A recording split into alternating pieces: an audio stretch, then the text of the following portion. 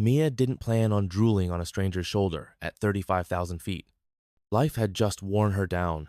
Double shifts at Jerry's diner, endless bills, and somehow scraping together enough cash for 2 last-minute tickets to Paris. When her 7-year-old Emma finally dozed off beside her, the gentle hum of the engines did her in. She woke to a warm, spicy scent that definitely wasn't airplane air. Her cheek was pressed against something firm and decidedly not cushion-like. Mortified, she jerked upright, igniting a protest in her neck. "I'm so sorry," she began, turning to face her unwitting pillow. The words died in her throat.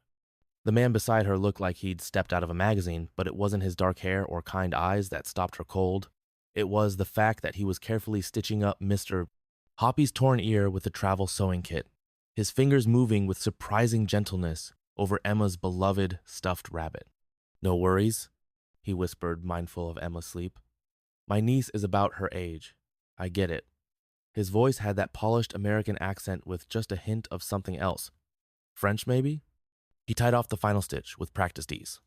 "Poor guy took a tumble," he explained, nodding at Mr. Hoppy. "Couldn't let him stay hurt, could I?" The way he handed the rabbit back like it was something precious and not just a worn-out toy made Mia's embarrassment fade a bit. "Thank you," she managed. Emma would have been crushed if she'd woken up to find him like that. She's had him since. The familiar ache crept in, memories of Emma's father and all his empty promises. The stranger seemed to read the room perfectly. "I'm Lucas," he said smoothly, offering his hand. "Lucas Beaumont." "Mia Thompson," she replied, brushing a stray hair from Emma's peaceful face. "And this is my little hurricane." "Paris Virgin?" Lucas asked, tucking away his sewing kit into what looked like a ridiculously expensive leather bag. His sleeve rode up, revealing a watch that probably cost more than her car, if she still had one. "That obvious, huh?" She hesitated before adding, "Not exactly a vacation, though." She bit her lip, wishing she hadn't said that. This guy didn't need to hear about her desperate dash to claim her grandmother's inheritance before the bank foreclosed on their apartment. But Lucas just smiled, no pity in sight. "You know what I've learned? The best trips are never the ones we plan. Sometimes getting lost leads us exactly where we need to be." Something about the way he said it, or maybe the way he was looking at her, like he could see past her Target clearance outfit, and the exhaustion etched into her face, made her heart do a little stutter step she hadn't felt in years. "Do you always philosophize while rescuing stuffed animals?" The teasing slipped out before Mia could catch it, surprising herself.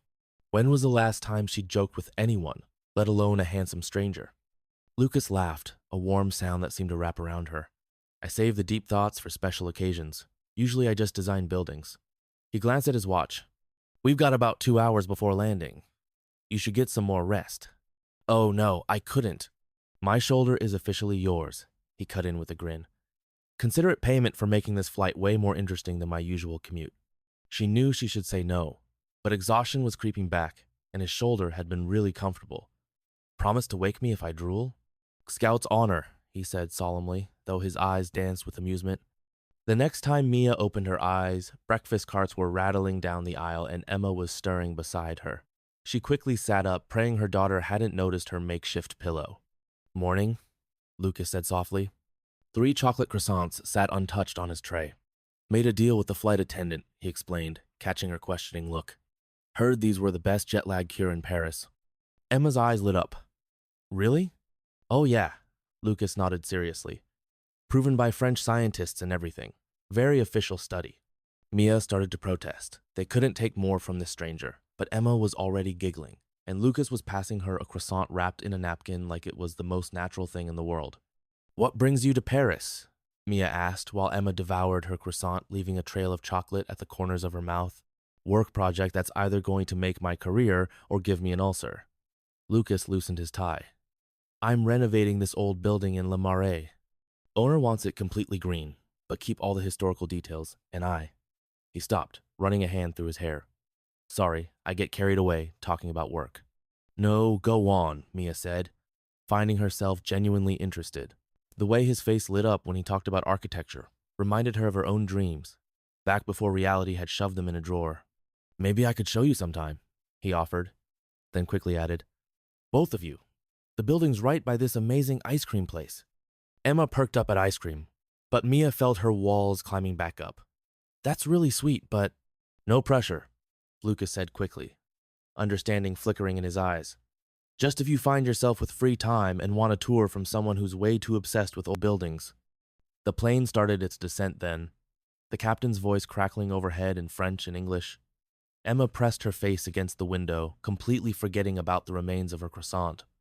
Mommy, look, the Eiffel Tower. Mia leaned over to see, accidentally brushing against Lucas's arm. The contact sent an unexpected shiver through her, the kind she hadn't felt since before Emma was born. Even prettier up close, Lucas said softly. When Mia glanced over, he wasn't looking at the tower. He was looking at her. Mia turned away quickly, her cheeks warming. Reality crashed back as the plane touched down. She still had to figure out how to find her grandmother's lawyer's office, hunt down a cheap hotel, and stretch their savings until whatever inheritance existed came through, if it came through at all. While they taxied to the gate, she wrestled with Emma's overstuffed backpack, the zipper caught on something inside. Lucas reached over to help, his hand steady as he worked the zipper past the snag. Thanks, Mia said quietly, meaning it for more than just the backpack. For everything. My pleasure. He pulled out a business card, hesitating before holding it out. If you need anything while you're here, directions, recommendations, or just someone who can actually speak French, please call. Mia stared at the card, her practical side going to war with something that felt dangerously like hope. The taxi line at Charles de Gaulle stretched forever, and Emma was fading fast, jet lag winning despite the chocolate croissant. Mia shifted their bags, trying to decide if they could afford a taxi or should brave the metro with their luggage. Mia! She turned to see Lucas walking toward them, pulling a sleek suitcase. I've got a car waiting. Let me give you a ride into the city, please, he added when she hesitated. It's on my way, and this line is ridiculous. Emma tugged her sleeve. Can we, Mommy? My feet hurt. Mia looked from her daughter's tired face to Lucas's sincere one. Sometimes being brave meant knowing when to accept help. Okay, she said, thank you. The car turned out to be a black Mercedes with a driver who loaded their beat-up bags like they were Louis Vuitton. Emma perked right up, bouncing on the leather seat between them like she'd just mainlined sugar. Where can we take you? Lucas asked as they merged into traffic. Mia pulled out a crumpled paper with an address. Dubois and Associates. It's in the 7th arrondissement. She rushed to add, but any metro station would be fine. Lucas leaned forward, speaking rapid French to the driver, who nodded. Henri says it's no problem. Traffic's light this morning. Emma had her face pressed against the window, gasping at everything they passed. Mommy, that building looks like a birthday cake. That's the Sacré-Cœur, Lucas explained. The stone stays white even when it rains. The drive went too fast, Paris unfolding around them like some fairy tale. Lucas pointed out landmarks and dropped little history facts that even had Mia forgetting her worries for a minute. Emma soaked it all up, especially when he told her about the gargoyles that watched over Notre Dame. Then the car pulled up to an elegant building with a brass plaque that made Mia's stomach clench. Dubois and Associates, notaires. This is us, she said, her voice coming out smaller than she meant it to. The weight of everything, meeting the lawyers, learning about her grandmother's estate, suddenly felt like too much. Lucas must have noticed something in her face because he touched her arm lightly. Want me to come in? I could translate if you need it. The offer was tempting. So tempting. But Mia shook her head. We'll be okay. But thank you. At least let me help with the bags, Lucas said, already opening his door. He got them onto the sidewalk, making sure Emma had Mr. Hoppy tucked safely under her arm. While Henri unloaded their luggage, Lucas had a quick conversation with him in French. The driver nodded and got back in the car but didn't pull away. I asked Henri to wait, Lucas explained, just in case you need a ride after. Law offices can run long and taxis are scarce around here. Mia felt tears pricking at her eyes, not just at the gesture, but how he made it seem so casual, like helping strangers was just something he did every day. Why are you being so nice to us? The question slipped out before she could stop it. Because someone once helped my mom when she was alone with a kid in a foreign city, he said simply. And because. He ran a hand through his hair. Sometimes life lets us be the person we needed when we were lost. Emma tugged at Mia's sleeve. Mommy, did Grandmère live here? No, sweetie. Just her lawyers. Mia checked her watch. And we should get inside. We don't want to be late. Lucas stepped back, but not before slipping something into her free hand. A small paper bag from the airport cafe. Inside were 2 more chocolate croissants. For after, he said, winking at Emma. You know, for medical purposes. The law office screamed old money, all dark wood and polished brass. The receptionist greeted them in French, then switched smoothly to English when she saw Mia's blank look. Madame Thompson? Monsieur Dubois is expecting you? Following her down a hallway lined with oil paintings, Emma whispered, Will we see Grandmay Rhee's house today? I don't know, baby, Mia said honestly. She'd only met her grandmother a handful of times before the big family blow-up. Getting that letter about the inheritance had knocked her sideways. The conference room wasn't as stuffy as the lobby. Sunlight poured through tall windows. An elderly man with kind eyes stood up from behind a massive desk, while a younger woman sat nearby with a laptop. Ah, Mademoiselle Thompson, he said warmly. And this must be little Emma. Welcome to Paris. We have much to discuss. Monsieur Dubois gestured for them to sit while his assistant poured water into fancy glasses.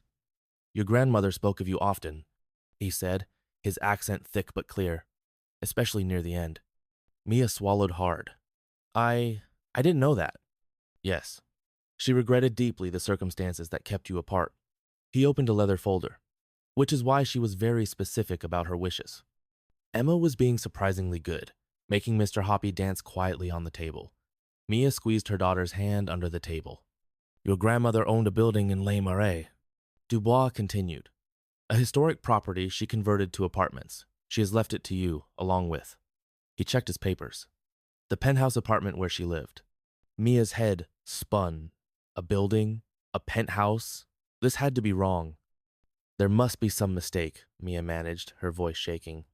I don't know the first thing about managing a building. Dubois smiled. Your grandmother thought you might say that. The building is being renovated right now. The architectural firm handling it is paid in full, and there's a management company already in place. He slid a folder across the table. All the details are here. Mia opened it with trembling fingers and nearly dropped it when she saw the letterhead. Beaumont Architectural Design.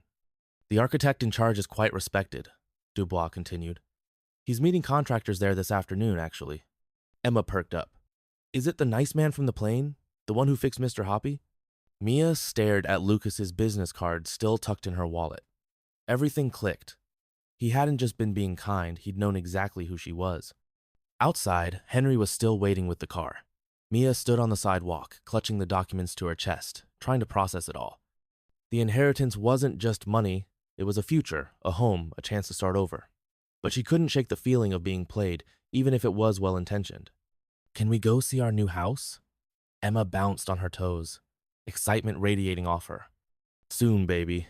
But first, Mia took a deep breath and turned to Henri. Could you take us to the construction site in Les Marais?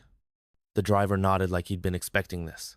As they wound through the Paris streets, Mia's emotions ping-ponged between grateful, overwhelmed, angry, and hopeful. When they pulled up to the site, she spotted him immediately. Lucas stood on the sidewalk, hard hat in hand, talking to a group of workers. He turned as they approached, looking somewhere between guilty and relieved. I hoped you'd come. You knew, Mia said flatly. The whole time, on the plane, in the car. Yes, Lucas admitted. When I saw your name on the passenger list, I switched seats. I wanted to meet you, to make sure you were. He trailed off. To make sure I was what? Good enough for my grandmother's money? No. The force of his response made her step back. To make sure you and Emma would be okay here. Your grandmother talked about you constantly while we worked on the plans. How proud she was of you raising Emma alone, how hard you worked. She wanted to make things right, but she was scared to reach out directly. Emma tugged at Lucas's sleeve. Are you really fixing our house?